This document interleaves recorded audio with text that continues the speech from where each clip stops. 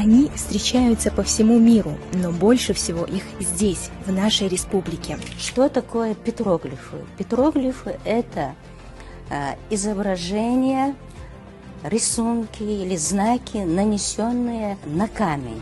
Таинственные письмена из прошлого, послания ушедших цивилизаций или тайные метки. Вот, например, у нас, меня тоже очень много людей спрашивают, да, мне вот, каждый этот знак по-своему интересен.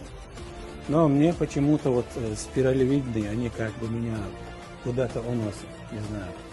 История нашего прошлого, которую хранить и изучать велит нам наше будущее. Отпечатки ладоней.